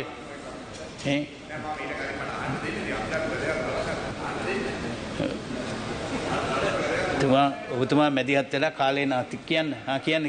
ඒක දුන්නා නම් ඔච්චර වෙලා යන්නේ. ආහාරය දෙන්න සිසුන්ට මම දැක්ක එහෙම ප්‍රකාශයක් කළා තියෙනවා. යම් උත්සාහයක් දරනවා කියලා. දැන් ප්‍රශ්නේ තියෙන ගරු කතානායකතුමනි එමතුමා මේ සමපෝෂ ත්‍රිපෝෂ සහ ඒවා හදන භාණ්ඩ වලට වැට් එක ගහන්න හදනවා ඔබතුමා. ඒක තමයි 118ක වැට් එකක් ගහන්න හදනවා. මං අහන්නක් නැහැ. ඇත්තටම 1.8 බිලියන් තමයි ඒගොල්ලන්ගේ ප්ලෑන් එක තියෙන්නේ. හැබැයි 209 විතර ගේන්න පුළුවන්. හැබැයි 270 ගන්නට මේ රටේ 30000කින් ඒගොල්ලෝ බඩු ටික ගන්නවා. 30000ක් වගා කරනවා. අහිංසක දුප්පත් මිනිස්සු අනුරාධපුරේ කුරුණෑගල මොණරාගල. මම අහන්න කැමතියි මේ සම්බන්ධව ඔබතුමාලා ගන්න පියවර මොකක්ද කියලා. ඒකෙදි පිළිතුරු දෙවි මුදල් රාජ්‍ය අමාත්‍ය. ඔබතුමාගේ 27 ගරු කතානායකතුමනි 27 ප්‍රශ්නය අහන්න. තුමා බොහොම ප්‍රසිද්ධියම මේ සභාවේ කිව්වා අපේ රටේ පුද්ගලින් ගණනාකගේ අරමුදල් පිට රට හංගලා දිනවයි කියලා. රුපියල් නෙවෙයි ඩොලර් වලින්. ඒක එතුමා ප්‍රසිද්ධිය කරපු ප්‍රකාශයක්. ඉතින් මං හිතන්නේ මේ මදි පාඩුව, හිඟ පාඩුව, අර පාඩුව, මේ පාඩුව හොයාගන්නට ඔබතුමාට බොහොම පාසල් පද්ධතිය ගොඩනගන්නට, සෞඛ්‍ය පද්ධතිය ගොඩනගන්නට ඒ අරමුදල් ලබා ගන්න. දැන් ආයි තව පැත්තක ගෙනියනවා. කරුණාකරලා. හරි. එතුමා අධ්‍යාපන මන්ත්‍රී ප්‍රශ්නය. උග්‍ර ආර්ථික අර්බුදයේ සෑම පුද්ගලයෙකුගේම ජන ජීවිතයට දැඩිව බලපෑම් මෙල්ල කළා. දූදරුණුත් සිසු ශිෂ්‍ය ශිෂ්‍යාවන් අහගෙන ඉන්නවා මේ ප්‍රශ්නය. උග්‍ර ආර්ථික අර්බුදයේ සෑම පුද්ගලයෙකුගේම ජන ජීවිතයට දැඩිව බලපෑම් එල්ල කළා. ආර්ථික අර්බුදයෙන් ගැලවීමට සැවම විද්‍යාත්මක පදනමකින් තොරව රැස් කළ දත්ත මත පදනම්ව තීරණ ගැනීම තුළින් කිසිසේත්ම ආර්ථිකය නැවත නිවැරදි දිශාවකට යොමු කරන්නට බැහැ. බංකොලොත් ආර්ථික තත්ත්වයක පවා නිවැරදි දත්ත සැඟවීම, මූලික නෛතික සීමා නොතකා හැරීම හා මහජනතාව වෙත අනවශ්‍ය ලෙස ආර්ථික පීඩනයන් පැටවීම දිගින් දිගටම රජය විසින් සිදු කරන හේයින් අපි පහත සඳහන් ප්‍රශ්න අහනවා ගරු කතානායකතුමනි. මේ රටේ ජනතාවගේ හිස මත කරපිට පටවන මන් දන්නේ ශරීරයේ තියෙන මට පේන්න නෑ අපේ මුදල් ඇමතිවරයක් නෑ, මුදල් රාජ්‍ය ඇමතිවරු දෙන්නත් නෑ. උත්තර දෙයිද දන්නේ නෑ මේවට. අද වන විට 4 දෙනෙකුගෙන් යුතු පවුලකට මාසිකව අවශ්‍ය ආහාර වියදම සහ ආහාර නොවන වියදම කවරේද? එය ගණනය කළේ කෙසේද? දැන් මේ ප්‍රශ්නෙට ගරු කතානායකතුමා කල් ගන්න බෑ. මොකද අයවැයක් හදලා තියෙන්නේ මේ සියලු දේම ගණනය කරලා. 4 දෙනෙක් ඉන්න පවුලකට මාසමනද ආහාර නොවන වියදම කවරේද? අප රටේ දරිද්‍රතා රේඛාව අනුව දරිද්‍රතා රේඛාව මත පහළ ජීවත් වන පවුල් ප්‍රමාණයන් කොපමණද? ඒ කියන්නේ කවුද පවර්ටි ලයින් එකේ ජීවත් වෙන්නේ? කවුද පවර්ටි ලයින් එකෙන් ඉහළ ජීවත් වෙන්නේ? කවුද පවර්ටි ලයින් එකෙන් පහළ ජීවත් වෙන්නේ? දැන් මේ දත්ත නැතුව අයවැයක් සකස් කරන්න බෑ. ඒකින්ද මේ ප්‍රශ්නෙට කල් ඉල්ලන්න බෑ. ඔබතුමාලා ළඟ තියෙන්න ඕන උත්තර ටික. දරිද්‍රතා රේඛාව ගණනය කරන ලද්දේ කෙසේද? එසේනම් ඒ ගණනය කරනු ලැබුවේ කවදාද? 2019 වසරේ ගෘහස්ත ආදායම් වියදම් පෝසත්ම 120 මුළු ආදායමෙන් 50.6ක් භුක්ති විඳ ඇති අතර විඳලා තිබෙන්නේ 5.8ක ප්‍රමාණයක්. අයවැය හදපු මුදල් ඇමතිවරයාගෙන්, එහෙම නැත්නම් රාජ්‍ය ඇමතිවරු දෙපළගෙන්, එහෙම නැත්නම් සභානායකතුමාගෙන් මම අහනවා 2020 2021 2022 සහ 2023 සහ වර්තමාන විඳින ආදායම් ප්‍රමාණය කොපමණද? දුප්පත්ම 120 භුක්ති විඳින ආදායම් ප්‍රමාණය කුමක්ද? දැන් මේකට කල් ගන්න බෑ ගරු කතානායකතුමනි. මොකද මේ දත්ත නැතුව අයවැයක් හදන්න බෑ. ඊළඟ ප්‍රශ්නය 2024 අයවැය කතාවේ අයවැය හිඟේ 7.6ක් වෙනවා. හැබැයි ඇත්ත වශයෙන්ම කරණයට අදාළව දත්ත ඇතුළත් වුණොත් ඇත්ත වශයෙන්ම ඒකට කියන්නේ බැංක් රීකැපිටලයිසේෂන් කියලා අයවැය හිඟය 9.1ක් වෙනවා. හැබැයි සභානායකතුමා රාජ්‍ය මූල්‍ය කළමනාකරන දැන් ඒක තමයි ඇත්ත වශයෙන්ම රටේ නීතිය. හැබැයි 2024 අයවැය තුල රාජ්‍ය මූල්‍ය කළමනාකරන සීමා නීතිය රජය කඩ කරලා තිබෙනවා. එහෙම රටේ නීතිය කඩ කරන්න පුළුවන්ද ඔබ අයවැයක් හදනකොට? ඒ කියන්නේ තියාගන්න ඕන බජට් ඩෙෆිසිට් සීමාව ඉක්මවලා ගිහින් ඒකට ඔබතුමාලා ලබා දෙන උත්තරේ මොකක්ද? 2024 අයවැය මගින් ආදායමේ 45%ක වර්ධනයක් බලාපොරොත්තු වෙනවා. ඒ කියන්නේ මේ අවුරුද්දේ ආදායම ඇත්ත වශයෙන්ම සපුරාලා ගන්නට බැහැ. හැබැයි අයවැයෙන් කියනවා ඇත්ත වශයෙන්ම රාජ්‍ය ආදායමේ 45% වැඩි කිරීමක් කරගන්න බලාපොරොත්තු වෙනවා කියලා. එම ආදායම් වැඩිවීමෙන් 50%ක්ම භාණ්ඩ හා සේවා මත බදු වැට් හරහා ලබා ගැනීමට අපේක්ෂා කරනවා. බලන්න ගරු කතානායකතුමනි, මොකද්ද වැට් එක කියන්නේ? වැට් එක කියන්නේ ප්‍රතිගාමී රටේ දුප්පත් මිනිස්සයයි පෝසත් මිනිස්සයයි හැමෝම ගෙවනවා එක හා සමාන ටැක්ස් එක. ඇත්ත වශයෙන්ම ප්‍රොග්‍රෙසිව් ටැක්සස් ගැන නම් යම් සාධාරණත්වයක් තියෙන එක ප්‍රගතිශීලී. ඒ කියන්නේ ආදායම වැඩි වෙනකොට ටැක්ස් එක වැඩි වෙනවා. වැට් එක එහෙම නෙවෙයි. අත්‍යවශ්‍ය ආහාර පාන වලට මේ හැම දෙයකම කොටින්ම කිව්වොත් අම්මලට දූ දරුවන්ට ලබා දෙන ත්‍රිපෝෂවල අමුද්‍රව්‍ය වලටත් වැට් එක ගහනවා. ඉතින් විශේෂයෙන්ම මම අහන්න කැමතියි මේ 50%ක්ම භාණ්ඩ හා සේවා මත වැට් හරහා ලබා ගැනීමට අපේක්ෂා කිරීම. ඒ 2023 වසරේ භාණ්ඩ හා සේවා මත බදු මගින් ඉපැයීමට බලාපොරොත්තු වන ආදායමෙන් 3 ගුණයක්. ඒ කියන්නේ ඔබතුමන්ලා 3 ගුණයකින් වැඩි කරනවා මේ බදු බර. ඒ විතරක් නෙවෙයි. විදේශ වෙළඳාම මත ආය කරන බදු මගින් ඉපැයීමට අපේක්ෂා කරන ආදායම 2 ගුණයකින් ඉහළ නංවා තිබෙනවා. මේ තත්ත්වය තුල අපේක්ෂිත ආදායම් ඉපැයීම් සිදු කළ හැකිද කියන එක මම අහන්න කැමතියි. අවසාන ප්‍රශ්නය 2024 අයවැය කතාවට අනුව 2024 වර්ෂය සඳහා ගණනය කළ අපේක්ෂිත උද්දමන අනුපාතයේ 9.6ක් පමණ වෙනවා. කෙසේ නමුත් ශ්‍රී ලංකා මහ බැංකුව විසින් 2024 සඳහා ප්‍රකාශිත ඉලක්කගත උද්දමන අනුපාතය 5ක් වෙනවා. මේ වෙනස පැහැදිලි කරන්න පුළුවන්. දරු කතානායකතුමා මේක බරපතල ප්‍රශ්නයක්. අයවැය කතාවේදී මුදල් ඇමතිවරයා ජනාධිපතිවරයා කියනවා 2024 අපේක්ෂිත උද්දමන අනුපාතය ඉන්ෆ්ලේෂන් රේට් එක 9.6යි කියලා. හැබැයි මහ බැංකුව කියනවා නෑ 9.6ක් නෙවෙයි ඒක 5යි කියලා. ඒතර ගරු සභානායකතුමනි කොහොමද මහ බැංකුව එකක් කියලා මුදල් ඇමතිවරයා තව එකක් කියලා කොහොමද මනා ලෙස විද්‍යාත්මක ලෙස ආර්ථිකය කළමනාකරණය කරලා මේ බංකොලොත් රටෙන් අපි ගොඩ එන්නේ. ඉතින් මම ඔබතුමාට යෝජනා කරන්න කැමතියි පැහැදිලිවම ඔබතුමන්ලා පරිශීලනය කරන්න ශ්‍රේෂ්ඨාධිකරණය ලබා දුන්නු නඩු තීන්දුව ගෝඨාභය රාජපක්ෂ, බැසිල් රාජපක්ෂ, මහින්ද රාජපක්ෂ, නිවාඩ් කබ්‍රාල්, WD ලක්ෂ්මන්, PB ජයසුන්දර ඒ ඇතුළු කණ්ඩායමම ආටිකල් ඇතුළු කණ්ඩායමම මේ රට බංකොලොත් කරා. ඒ බංකොලොත් කිරීම තුලින් අර පෙත්සම දාපු 3 දෙනාගේ විතරක් නෙමෙයි ලක්ෂ 220ම මූලික අයිතිවාසිකම් කඩ කරා. දැන් මේ ඉන්නෝ මේ සභාවේ විශ්වවිද්‍යාල සිසු දූ දරුවන් ඔබතුමන්ලා සිසු දූ දරුවන් ඇතුළු කිරීම වැඩි කරලා විශ්වවිද්‍යාල වලට වෙන් කරන කාචාර්යවරු බුද්ධි ගලන නිසා පිටරට ගිහිල්ලා නිදහස් අධ්‍යාපනය සහ මුලින්ම කප්පාදු කරලා දැන් කියනවා අපි කොහොම හරි ADB එක අරගෙන World Bank එකෙන් සල්ලි අරගෙන කරන්නලු. ADB එකෙන් දෙන්නේ ආධාරද? World Bank එකෙන් දෙන්නේ දරු පරපුර මතු පරපුර ගෙවන්න උන ණය. ඒට වැඩිය ලේසි ක්‍රමයක් තියෙනවා.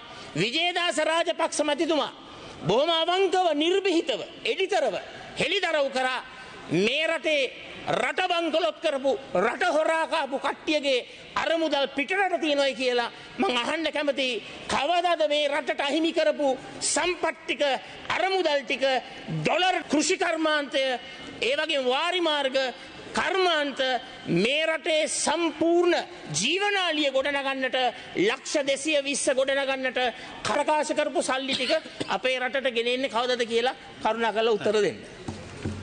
ගරු කතානායකතුමනි, ගරු විපක්ෂ නායක ජේෂ්ඨ සහකාර ලේකම් සිං අද පෙරවරුවේ මට මේ ලිපිය වෙලා තිනවා. ඒ අනුව පාර්ලිමේන්තුවේ ස්ථාවරණය 27 යටතේ ආයකරණ සහ ජාතික ප්‍රතිපත්ති අමාත්‍යතුමා වෙත යොමු කරන ලද ප්‍රශ්නය සඳහා සවිස්තරාත්මක පිළිතුරක් ලබා දීමට අවශ්‍ය තොරතුරු සපයා ගැනීම සඳහා කාලය අවශ්‍ය බැවින් අද දිනේ නොව වෙනත් දිනයකදී ඒ සඳහා පිළිතුරු දෙන බව සඳහන් කළේ වෙලා තියෙනවා.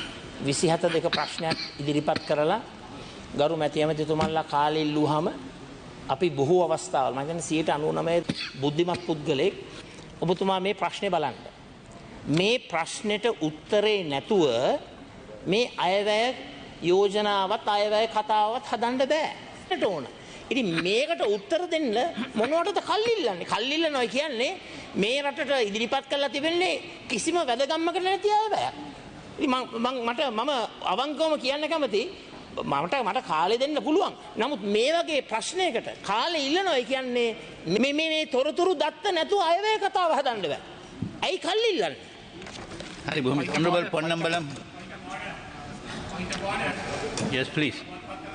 පාර්ලිමේන්තුවේ වාර අවසන් කරන්න යනවායි කියලා. ඒකෝර පාර්ලිමේන්තුවේ වාර අවසන් කෙරුවොත් මේ අහන ප්‍රශ්න ඔක්කොම ඉවරයි. ප්‍රශ්න ඔක්කොම ඉවරයි. ඉතින් ඒක මම කියන්නේ. මේ වැදගත් ප්‍රශ්න. හරි. තොරතුරු ඒකරාශි කරලා වැදගත් ප්‍රශ්නයක් ඇහුවාම වාර අවසන් කෙරුවොත් ආයෙත් මුලින්ම පටන් ගන්න වෙනවා. Honorable Ponnambalam, go ahead with your explanation. Additional explanation with regards to a statement made by the ministerial statement made by the Honorable Minister of Justice Vijayadasa Rajapaksa on the 4th of December this year. Now in the ministerial statement, Honorable Speaker, he made references to a speech that I had made the previous day under the Ministry of Justice of Terrorism Act being declared as a moratorium way back in 2015 when the Honorable Vijayadasa Rajapaksa himself was Justice Minister, where the Minister had gone to Geneva along with the then Foreign Minister Mr. Mangala Samaravira and had made those commitments on behalf of the Sri Lankan government to an international basis. Honorable Presiding Member, that my entire speech was that when the government itself has declared a moratorium on the implementation of the Prevention Terrorism Act, and when the government itself has stated that commemoration glorified and there is no political objective, and when the police had gone to the magistrates' courts in the northeast on several occasions and sought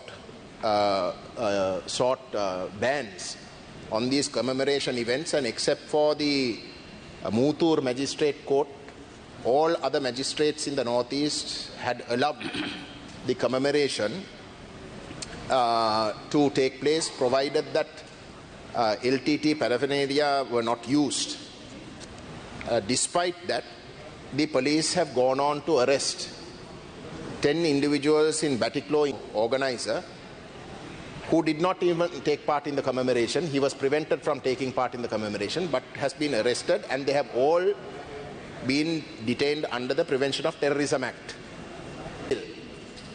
Now all of this not because they breached anything or any law, but simply because the police are using the opportunity to file the matter under the Prevention of Terrorism Act. So my entire speech was based on the fact that when the government's policy is to maintain a moratorium on the Prevention of Terrorism Act, and when the government has in fact stated that people can commemorate, for the police to act in this manner is completely wrong.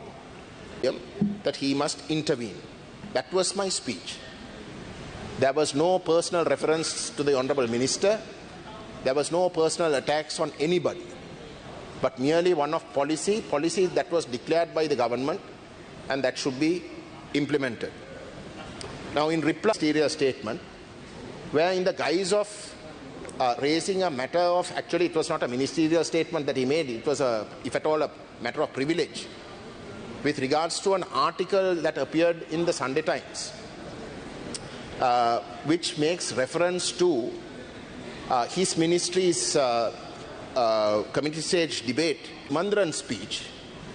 He tried to correct that with regards to whatever positions that Mr. Sumandran had taken and that paper had reported, and then went on to pull my name into this ministerial statement and stated that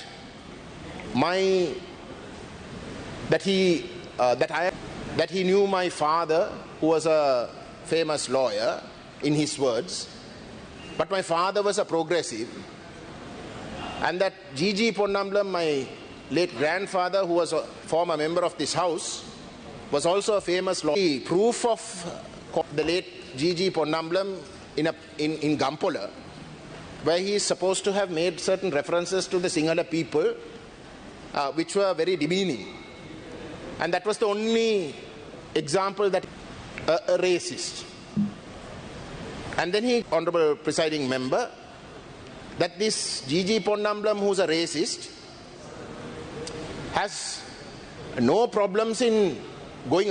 He points to is that under the D.S. Senanayake government, in order for G.G. Ponnambalam, he supported, in his words, the Indo-Sri Lanka effectively disenfranchised 690,000 upcountry Tamil citizens of this country. Now, honorable presiding member, know the law, because there was a Ceylon Citizenship Act. That act was number 18 of 1948, and that act was the act that disenfranchised. Remember, I have here, is that it laid conditions where every individual who wished to gain citizenship of Ceylon had to go back 2 generations in order to gain citizenship. Naturally, in order to prove citizenship. And as a result, they lost their citizenship. Now that act, honorable presiding member, when that act was passed in the All Ceylon Tamil Congress, was seated in opposition. They had not joined the government. And in fact, honorable G.G. Ponnambalam voted against that act. The act number 18 of 1948, Ceylon Citizenship Act, that disenfranchised the upcountry Tamil, was voted, presiding member, none other than my grandfather's arch enemy, or who is also a former member of this house, the Honorable A. Amirthalingam, who was an opposition leader. He has written a chapter in a publication of the Ilangai Thamalarasu Katchi, the federal party, where on page 37 of his chapter, he says this: Tamil Congress அரசாங்கத்துடன் சேர்வதற்கு முன்பே D.S. Senanayake Tamil Congress சார்பில் திரு G.G. Ponnambalam அவர்களும் திரு சாஜேவே செல்வநாயகம் அவர்களும் சட்டத்தை எதிர்த்து வாக்களித்தனர். This is what the Honorable G.G. Ponnambalam's arch enemy admits in his own words in this chapter that he wrote for the federal parties, the Ilangai Thamalarasu Katchi's Silver Jubilee publication, which I am also tabling to Parliament. Now, honorable presiding member, thereafter, the D.S. Senanayake government requested the Tamil Congress to join government, and negotiations commenced. One of the conditions that the Tamil Congress put forward to joining the government was the repeal of the Ceylon Citizenship Act. Most of those negotiations, and eventually Prime Minister D.S. Senanayake agreed to bring a new act, the Indo-Pakistani Citizenship Law, Act number 3 of 1949, which was brought to give citizenship to the upcountry Tamils who had lost it by the previous Ceylon Citizenship Act. And in the course of those negotiations, the conditions were altered. The conditions were altered. The government wished to bring a condition to show consecutive residency of 10 years and family members having to show 7 years. That too was negotiated. The Tamil parties, including Jawaharlal Nehru, wanted it brought down to both categories as 5 years. But Prime Minister D.S. Senanayake refused. And Jawaharlal Nehru then advised all Tamil parties to support that law and make sure that that law passed, because at least 85% of those Tamils, upcountry Tamils who had lost their citizenship, would gain citizenship. And it was on that advice, Honorable Speaker, that for the second law, the Indo-Pakistani Citizenship Law, Act number 3 of 1949, that in fact was brought to give citizenship. In fact, the law that allowed them to gain citizenship of Sri Lanka. It is that law that the Tamil Congress and GG Ponnambalam supported. So, Honourable Presiding Member, the Minister of Justice has misled this House, and I would go further to say that he has lied to this House. He has lied to this House about another former member of this House who is not here, who is unable to defend himself. To state that my colleague, the Honourable Selvaraja Gajendran, is a murderer. And he says that he has murdered over thousands of people. Now, this is not an ordinary person who's making these allegations, Honourable Speaker. It is a supposedly responsible minister, and that too a Minister of Justice. A Minister of Justice. At least that the Honourable Selvaraja Gajendran is supposed to have murdered. Honourable Veer Singh. අරු කතානායකතුමනි මෙතුමා මේ මෙච්චර වෙලා ගන්නවා මේ ප්‍රශ්න කියන්න අපිට ඊට පස්සේ අපිට තියෙන්නේ විනාඩි 8යි අන්තික මෙතුමා දැන් කිව්වා PT එක අනුව ගත්තයි කියලා නමුත් පොලිසිය නීත්‍යානුකූලව තමයි අත්අඩංගුවට ගත්තේ මොකද තහනම් කරපු කොටි සංවිධානයේ ටී-ෂර්ට් ඇඳගෙන තමයි මේ වැඩේ කරලා තියෙන්නේ. ඒතකොට පොලිසිය මේ නීත්‍යානුකූලව තමයි අත්අඩංගුවට ගත්තේ. ඒතකොට මේ මම අහන්න කැමති මයින්ටත් කොටි ඇඳුම් අඳලා මේ සයනයිඩ් කරලා දාලා ඔවුන්ගේ පුංචි ළමයින්ගේ පවා හිත් තුළ සිංහලයන් තුර වෛරය ඇති කරනවා. මෙන්න මේ වගේ ද්‍රවිඩ මේ අමාත්‍යවරු මන්ත්‍රීවරු දැන් මෙතුමා මෙච්චර වෙලාව ගන්නවා අපිට තියෙන විනාඩි 8යි ඒකනොත් විනාඩි අඩු වෙනවා. ඉතින් මොකද්ද මේකේ තේරුම? මෙතුමාට කතා ගන්න කියන්නේ මෙතුමාගේ වෙලාවක් අරගෙන. එතුමාට විනාඩි 10ක් වෙන් කරලා දෙන්න තියෙන විනාඩි 10 නම් දැන් අවසානයි මන්ත්‍රීතුමා. If he had stopped, Honourable Speaker, I might have been able to continue, but then being a member of this House is like casting pearls before. Situation where the Honourable Minister makes these allegations. I'm saying it with utmost responsibility, Honourable Speaker, that those are blatant lies that he's making, and that he should resign. He is not derogatory, defamatory, and downright lies statement against another honourable member without a substantive motion. At the very least, after Honourable Speaker, he says that we had political motive to go to the eastern province, taking people in busloads to make commemorations in the eastern province. We never took busloads. I went to the east that when they go to commemorate that they might get arrested and they might get harassed. They asked me to come, like they have asked other members of the other parties to come and help them. And it is on that basis, Honourable Speaker, I'm winding up. It is on that basis, Honourable Speaker, wearing T-shirts with LTT leaders' face on the front and the LTT symbol at the back, and also certain other photographs. None of those photographs were taken in the east, Honourable Speaker. They were taken in the north, and it was only one or two individuals who were dressed in that way. Now, in the course of my speech, in the course of the investigations against those individuals, we spoke of the complete en masse harassment against people who were given the green light to go and commemorate. And I told the individuals who were seen in the photographs from being investigated, but not to do it under the PTA, because the PTA is something that he himself has stated to the international community that there is a moratorium, that they will observe a moratorium. Now he says, Honourable Speaker, that it is the law of the country. Please. And that he comes as the Minister of Justice to state that they will not implement that law. And it is on that basis that we have... Member, please wind up. I'm winding up. And it is on that basis, Honourable Speaker, that I made those references to him.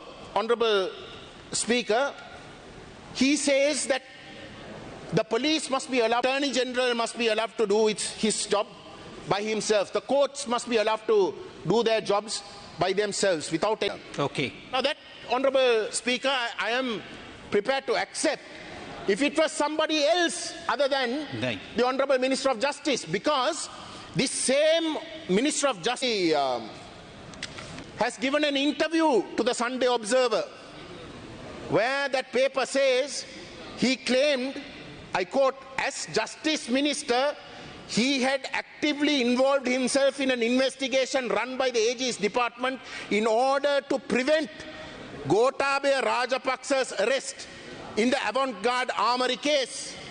And, Honourable Speaker, he has given evidence before the Presidential Commission of Inquiry on political victimization, and he says this is a translation, and I am quoting, it's a translation, though I acted fast and contacted them, pointed out to them. Honourable member, please. I told them it was also bad for the government to resort to such action. The move was stopped. You have taken 5 minutes more. Now, please. Honourable Speaker, that is something that he shouldn't have done. Okay, right. That is interference. But when the government has taken a policy decision to declare a moratorium on the Prevention of Terrorism Act, and then thereafter not to direct the police, to not act under that law is what is wrong, and is a derogation of his duties. Thank you. Thank you very much. Yes, just to finish. Wait. No, just to finish. I'm thankful to Honourable Speaker. The other day, members of the Parliament, including Honourable Ponnambalam, in which that there were some reference about the PTA. What he said is correct. In the Yahapalana government, when we formed our government in January to PTA, Prevention of Terrorism Act. And as we said that we have declared the moratorium, that we said that we will replace it with a new law. Much more human features, with much more human features. We also considered that there were certain sections, especially the admissibility of confession, and evidence. And we drafted a law, anti-counter-terrorism bill was drafted. It was presented to the Parliament. Some parties challenged. At a time like this, with 2019, this Easter Sunday attack took place. In a situation like that, whether it is this government or that government or this president or that president, it is immaterial. They have activities. Then that government implemented. And still cases are going against some people, over 80 people, and 42 indictment in high courts. That is regarding the Easter Sunday attack. And in the meantime that we drafted a law that is just to replace the PTA, it was gazetted. Then there were so many requests made by political parties and international community with regard to certain provisions of the bill. Then we as a democratic government, we withdrew it. We agreed that we will redraft it after taking into consideration all their views. I published in all the newspapers that anybody who is interested of making any representation regarding the bill, I allocated 3 days. None of you made any representation. We gave the only 4 groups who came and made representation. One group was students of law faculties of the universities, and there were 3 other NGOs, including one trade union. Thereafter that we had a lengthy dialogue with the diplomatic corps, that is ambassadors and high commissioners. All question Honourable Ponnambalam much more than what you said. Honourable Sumandiran is the one always that who advocated that this should be abolished completely. But the honourable member who is asking not to implement the PTA, to abolish that, and those 5 people were arrested under the PTA and they were detained for a long period. Honourable Minister, can you please? Yes, I will wind up. Yeah. Then why did we do that?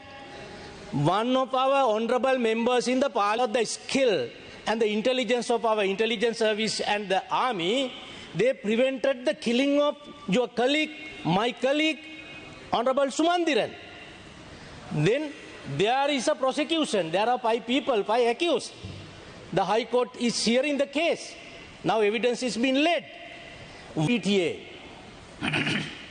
But if criminals and terrorists have killed other innocent people, don't implement. Honorable Speaker, can you accept this position? Can that be accepted by the Parliament? Can that be accepted by the courts? Beings, even if it is a terrorist who had been killed or died, his kith and kin have a right to commemorate. That nobody is opposing to it. But when they are using the prohibited names, prohibited terrorist organizations. Shall we take this on another day? Yes. Because you know this is today. Only 1 minute. Yeah. The organization and their flags, the police has acted upon it. That what can I do? I don't give any direction. Nobody should give direction. That is the duty of the police. Of course, that if they have done something wrong, certainly that we'll have to attend to it. Thank you very much, Honorable. Please, Honourable Member, we should not get into the debate now. Yeah, you know. Please. Now there are not now. Mr. Ishad Badruddin is waiting for this. Yeah, tell me. Dear, take 1 minute and tell it. 1 minute. Honorable Minister, even on that day when I spoke under your ministry, I made it very clear, right? If there is a calamity, if a major attack has magistrates have said commemorations can take place, the police are in violation of those decisions, acting under the PTA, when the PTA is supposed to be under a moratorium. And I asked you on that this house by trying to make out that I am trying to call for a complete moratorium if in case some major attack had taken place. Thank you, Honourable Member. That is not what I said, Yes, and Mr. you must not Richard mislead Badruddin. like that. You go ahead with soon, quickly. කරු අධිකරණ අමාත්‍ය විජේදාස රාජපක්ෂ මෙතුමා හතරවනිදා මට විරුද්ධව යම් ප්‍රකාශයක් කරලා තිබුණා. ඒ සම්බන්ධයෙන් පිළිතුරු ලබා දීමට මාහට මෙම අවස්ථාව ලබා දීමට ස්තුතිවන්ත වෙනවා. මුලින්ම මම කියන්න කැමැති ගරු විජේදාස රාජපක්ෂ මෙතුමා කියපු විනිසුරුතුමාට මම සාප කළේ නෑ. එදා මගේ කතාව එතුමා සම්පූර්ණයෙන්ම අහගෙන ඉඳලා අවසානයේදී එතුමාගේ හර්ද සාක්ෂියට අනුව එතුමා මට පිළිතුරු එතුමා නැවත කරන ලද ප්‍රකාශය කාගේ හරි පෙළඹවීමකට හෝ කාගේ හරි උවමනාවකට ඒ වගේම මම කිසිම විනිසුරුවරයෙක්ගේ නමක් සභාවේදී කිව්ව නෑ. මම පොදුවේ කිව්වේ මේ රටේ යම්කිසි අසාධාරණයක් වුණ අවස්ථාවකදී දෙවියන් වහන්සේට පහලින් ඒ සම්බන්ධයෙන් තීන්දුව ලබා දීමට ඉන්නේ මේ විනිසුරුවරුන්. යම් විනිසුරුවරයෙක් යම්කිසි බලපෑමකට යට වෙලාද කියලා විවේචනය කරන්න අපිට කිසිම අයිතියක් නැහැ. ඔවුන් Tamanගේ බය වෙන්න ඕනේ. එහෙනම් ඔවුන් වැරද්දක් කරා නම් ඔවුන්ට එම වැරද්දට දඩුවම ලැබෙන්නේ දෙවියන්ගෙන්ම පමණයි. මම මගේ කතාව මගින් අදහස් කළේ මේ රටේ කුමන ජාතියක විනිසුරුවරයෙක් ආවත් ඔවුන්ට එම නඩු තීන්දුව ලබා දීමට එම විනිසුරුවරයාගේ ජාතිය හෝ ආගම නිර්පීතව තීන්දුව ලබා දී මහජනතාවගේ ගරුත්වය දිනාගත් විනිසුරුවරුන් ඉන්න රටක් මේක. මේ රටේ ඕනතරම් කොන්ද පණ ඇති කෙලින් තීරණය ගන්න විනිසුරුවරුන් ඉන්නවා. ඔවුන්ට මම ආචාර කරනවා. ප්‍රජාතන්ත්‍රවාදයේ සහ නීති ආධිපත්‍ය පදනම් කරගත් ඕනෙම රටක විනිසුරුවරුන්ගේ ස්වාධීනත්වය අත්‍යවශ්‍යයි. අධිකරණයේ ස්වාධීනත්වය නොමැති රටක ප්‍රජාතන්ත්‍රවාදයක් නෑ. ආධිපත්‍යත් අහිමි වෙලා යනවා. එහෙම අහිමි වෙලා යන එක ඉතා භයානක තත්ත්වයක්. එහෙම රටකට කිසිම විදේශ ආයෝජනයක් එන්නත් නෑ. මේ බංගලොත් වෙලා තියෙන රටට එහෙම දෙයක් වුණොත් ආයේ ගොඩ එන්න වෙන්නත් නෑ. එදා මම නිර්නාමික කරන ලද ප්‍රකාශයකට එතුමා විනිසුරුවරුන්ගේ නම සඳහන් කරලා පෙරේදා දිනේදී ප්‍රකාශයක් කළා. එහිදී එතුමා කිය නඩුවට පෙනී සිටියේ නැතුව නැගිට ගියා කියලා. එහි එක් විනිසුරුවරයෙක් වෙන ගරු යසන්ද කෝදාගොඩ විනිසුරුතුමා ඉවත් වීම හේතුව කිව්වොත් මට ලොකු කැලලක් ඇතිවෙයි කියලා කිව්වා. ඇතිවන කාරණයක් නෑ. එතුමා ගරු යසන්ද ඕඩාකඩ මෙතුමා විනිසුරුතුමා මගේ අසල්වේසියෙක් වෙනවා. අසල්වේසියෙක් වෙනවා ඇරන්න මගේ සියලුම අසල්වාසීන් සමග මගේ ආගම කියලා තියෙන විදියට කටයුතු කරලා තිබෙනවා ඇරෙන්නට ඔබතුමා අදහස් කළ ආකාරයේ කිසිම හේතුවක් නැහැ. එම නිසා එතුමා මගේ නඩුවෙන් ඉවත්වීමත් සාධාරණයි. මම කවදාවත් කතා කරලත් නැහැ. ඒ වගේම එමතිතුමා කියා සිටියා අනෙක් විනිසුරුවරයා මගේ නඩුවට වාඩි වෙන්නේ නැතුව නෙකින්ජවරයා සහ එතුමාගේ කනිෂ්ඨ නීතිඥවරයෙක් නඩුවට පෙර දිනේදී එතුමා සමග දුරකථනයෙන් කතා කළා කියලා. ඇත්ත වශයෙන්ම ඇමතිතුමා මේ ගැන පෙරේදා දිනේදී මේ සභාවේ කියනකම් ඒ පිළිබඳව මා කිසිවක් දැන සිටියේ නෑ. මම හිටියේ CID බාරයේ 4 වනි තට්ටුවේ ත්‍රස්තවාදයේ වැළකීම පනත යටතේ අසාධාරණ ලෙස රඳවාගෙන තිබුණු අවස්ථාවකයි. කනිෂ්ඨ නීතිඥවරයා සහ ජ්‍යෙෂ්ඨ නීතිඥවරයා ලබා දුන්නාද කියන එක ගැන මට සැකයක් තියෙනවා තාම. ඒ සැකය නැති කරන්න නම් අපි ඒ විනිසුරුතුමාගේ දුරකථනය පිළිබඳව පරීක්ෂාවක් කරන්න ඕනේ. ප්‍රශ්නය පිළිබඳව වැඩිපුර කතා කරන්න කැමති නෑ. මොකද මේ ගැන කතා කළොත් මුළු අධිකරණ පද්ධතියටම හානියක් සිදු වෙන්න පුළුවන්. නමුත් එක කාරණයදා දිනේදී ගරු විජේදාස රාජපක්ෂ ඇමතිතුමා විසින් කරන ලද කතාවෙත් එතුමා උත්සාහ කළා ඒ විනිසුරුතුමාගේ ගරුත්වය ආරක්ෂා කරන්න. ඇත්ත වශයෙන්ම එතුමාගේ එම කතාව අහද්දී මම ඉතා පුදුම වුණා. ඒ ඇති නඩුවක් සම්බන්ධයෙන් මෙලෙස දුරකථනයෙන් කතා කර ගන්න පුළුවන්ද කියලා. නීතිඥවරුන් විසින් විනිසුරුවරුන්ට දුරකථනයෙන් කතා කරලා ඔබතුමා මේ නඩුව අද අහන්න, එහෙම නැත්නම් ඔබතුමා අද මේ නඩුව අහන්න එපා කියන්න කියන එවැනි තත්ත්වයකට අද විනිසුරුවරුන් පත් වෙලා තියෙනවා නම් ඒක ඉතා කනකාටුදායකයක්. එතුමා එම විනිසුරුතුමාගේ නම ආරක්ෂා කිරීමට උත්සාහ කළාට එතුමා ඇත්ත වශයෙන් එම මිනිසුරුතුමාගේ නම ආරක්ෂා කරේ නෑ. එතුමා මේ වගේ විස්තර එළියට දැමීමෙන් අධිකරණය ගරුත්වයට තවත් හානි වෙනවා මිස ආරක්ෂාවට මේ පිළිබඳව වෙඩිය කතා කිරීමෙන් මෙච්චර සුදුසු නෑ කියලා මට මේ පිළිබඳව කතා කිරීමට සාක්ෂි පිළිබඳව හෝ ඒ විනිසුරුතුමා ගැන තවදුරටත් කතා කරන්න කැමති නෑ. නමුත් මේ රටේ විනිසුරුවරුන් ගැන කතා වෙච්ච පළවෙනි අවස්ථාවක් මේක නෙමෙයි. මීට කලිනුත් මේ විනිසුරුවරුන් පිළිබඳව මේ පාර්ලිමේන්තුවේදී විවේචනයට ලක් වෙලා තියෙනවා. මීට දින කීපයකට පෙරදී ගරු රොෂාන් රණසිංහ මැතිතුමා මේ පාර්ලිමේන්තුවේ ඒ වගේම මගේ මිත්‍ර විජේ හිටපු පොලිස් ඇමති විවේචනය කරා මේ සභාවේදී. ඒ අවස්ථාවේදී විජේදාස රාජපක්ෂ ගරු ඇමතුමා ඔවුන්ට විරුද්ධව මෙලෙස කතා කළේ නෑ. මගේ කතාවට පමණක් මම කියපු නැති දේවලුත් එකතු කරලා මෙවැනි ප්‍රකාශයක් කිරීම පිළිබඳව මම කනකාටු වෙනවා. තවද හිටපු අගවිනිසුරුවරයෙක් ප්‍රකාශ කර සිටිලා ඒක මම හිතන්නේ මේ මුළු රටම දන්නවා ඒ කවුද, ඒ නඩු තීන්දුව මොකක්ද, කාට වාසිවද ඒ නඩු තීන්දුව දුන්නේ කියලා.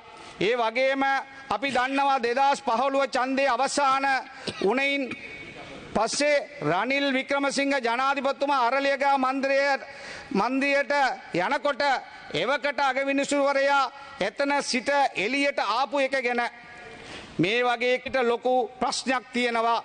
ශ්‍රේෂ්ඨ විනිසුරුවරුත් ඉන්න රටක කීප දෙනෙක්ගේ යම් ක්‍රියාකාරකම් නිසා මේ රටේ අධිකරණයට විශාල මේ කතාව කරන කරුණු සොයා බලද්දී මට දැනගන්න පුළුවන් වුණා අපේ රටේ නීතිඥවරුන්ට ආචාර ධර්ම ක්‍රියා පටිපාටියක් ප්‍රොෆෙෂනල් එතික්ස් රීති බාලාවක් තිබුණට අපේ රටේ විනිසුරුවරුන්ට එවැනි කිසිම සම්බන්ධයෙන් විවේචන ලක් වෙලා තියෙනවා.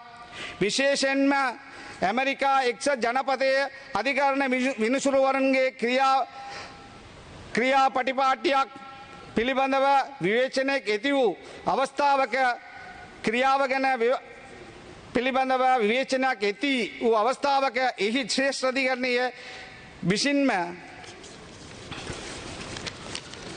එම ගිය නවම්බර් මාසේ 2023 නවම්බර් මාසයේදී කෝඩ් ඔෆ් කන්ඩක්ට් එකක් මම සවාත කරනවා. ඒ වගේම එක්සත් රාජධානියේ විනිසුරුවරුන්ගේ කෝඩ් ඔෆ් කන්ඩක්ට් එකක් මේ මම හිතනවා අපේ රටටත් මෙවැනි කෝඩ් ඔෆ් කන්ඩක්ට් එකක් ඇති කර ගත්තොත් හොඳයි කියලා. ඒ නිසා කතානායකතුමනි ඔබතුමාටත් ආණ්ඩුවටත් ඒ වගේම මුළු පාර්ලිමේන්තුවටත් මම ඉල්ලුවරු වශයෙන් අපි ඇති කරමු කියලා ඉල්ලා සිටිමින්